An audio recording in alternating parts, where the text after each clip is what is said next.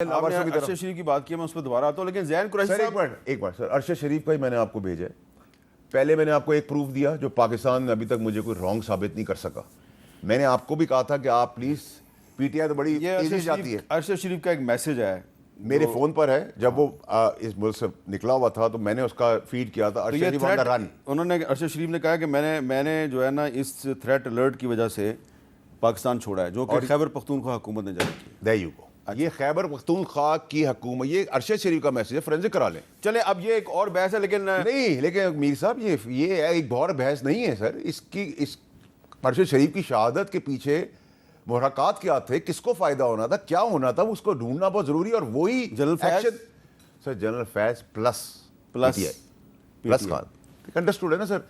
अगर आप आज के चीफ को रोक देते तो वो चीफ बन जाता, हम फैज हमीद बन जाता, तो वो प्रेसिडेंट फॉर्म गवर्नमेंट। अच्छा, अब जरा इस पे आ जाते हैं ना, जो आप कह रहे हैं ये लाशें गिराना चाहती है, तो ये ज़ैन कुरैशी साहब, ये फैसल वाडा साहब जो हैं हुकूमत में भी तनकीद करें, लेकिन साथ ही साथ उनका कहना है कि तहरीक इंसाफ कल डी चौक इस्लामाबाद में इसलिए आना चाहती है कि वो लाशें गिराना चाहती है, और आएगी नहीं। मीर साहब इस पे आ जाते हैं। पहले जो आपने पहले बात की थी ना, उस पर 2 मिनट बात कर लेते हैं। जहां तक तो आपने की ना आदिल बाज़ाई की बात और बैरिस्टर अकील साहब का उस पर जो क्लेम है, तो सर अंग्रेजी की एक कहावत होती है, pot calling the kettle black. इस हुकूमत ने ये सारे हरबे खुद अपनाए हुए हैं। 6 कौमी असम्बली के मेंबर हमारे उठा के इन्होंने पंजाब हाउस में रखे, बाकी हमारे मेंबर्स को इन्होंने यरगमाल बनाया। इंडिपेंडेंट्स जो हमारे साथ थे उनको उनके ऊपर एंटी करप्शन के पर्चे डाले हैं, उनके ऊपर इन्होंने उनको ज़दोकोब की है। तो ये सारी प्रैक्टिसेस इनकी हैं। आदिल बाज़ाई के बारे में मैं क्या कहूँ, आपने खुद ही सारा जवाब दे दिया। आपने उसकी ट्वीट भी बता दी, आपने ये भी बता दिया कि आपके प्रोग्राम में आना चाहता है और वो अपनी बात अपनी आके खुद कर लेगा।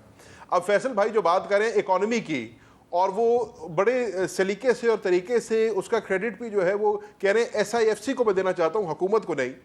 तो सर हकायक ये हैं कि फैसल भाई जितनी मर्जी प्रेस कॉन्फ्रेंसेस कर लें, उससे हकायक नहीं बदल सकते।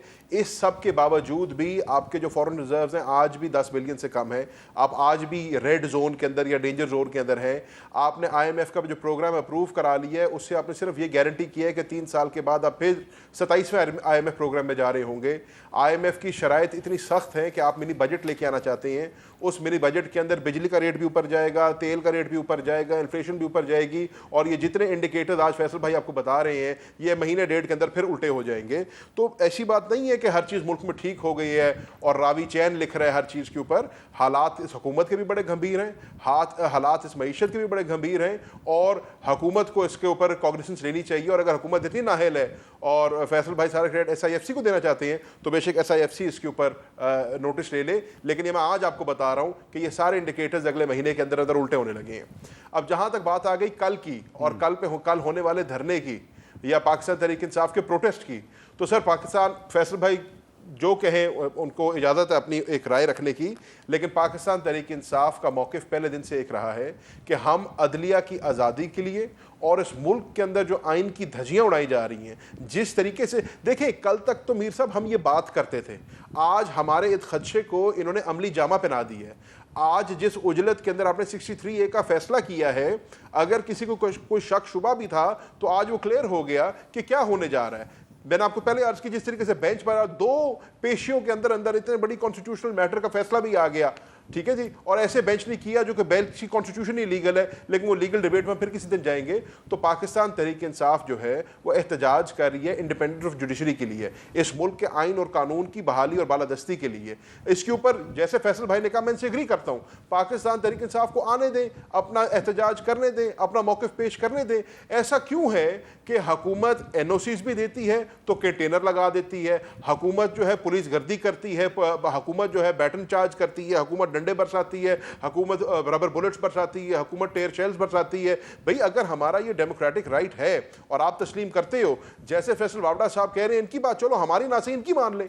अगर आपको खदशा है कि जी 5,000, 10,000, 25,000, 30,000 बंदा निकल आएगा और 30,000 बंदा कुछ नहीं कर सकता, तो फिर क्यों है कि संगजानी में रोड़े अटकाए गए, क्यों है कि लाहौर में रोड़े अटकाए गए, क्यों है कि मियांवाली में, फैसलाबाद में, बहावलपुर में इस किस्म की जुल्म और बर्बरियत की है, पंजाब पुलिस ने गुंडागर्दी की है जिसकी कोई हद नहीं है। एक चीज़ हो सकती है ना, या तो आपको खौफ है पाकिस्तान तहरीक इंसाफ से, या फिर आप हमें खुला छोड़ दें, हमें इजाज़त दें और हमें अपना एहतजाज करने दें। अगर आपको कल हमारे एहतजाज से जी बात पूरी कर लें। जी मैं कह रहा हूं अगर आपको कल हमारा एहतजाज से इशू है तो आप हमें जो है इजाजत दे दें, हम अपना एहतजाज करेंगे। आप देख लेंगे आपके जुल्म और फस्तायत के बावजूद भी हम पुरअमन रहे हैं। अली अमीन गंडापुर साहब के ऊपर जितने मर्जी आप जुमले कस दें, हकीकत फिर भी ये रहेगी कि बुरहान के मकाम पे जहां उनको लगा कि कशीदगी पैदा हो रही है, जहां उनको लगा कि खून रेजी हो सकती है या कोई नुकसान हो सकता है, तो उन्होंने पीछे रिट्रीट करने का फैसला किया, उन्होंने वापस जाने का फैसला किया। वहां से आगे आ सकते थे। जैसे ये कह रहे हैं ना कि पाकिस्तान तहरीक इंसाफ की सियासत जो है वो ये लाशें गिराने की सियासत है। अली अमीन गंडापुर ने बुर्दबारी का सबूत दिया, एक मचोर सियासतदान का सबूत दिया।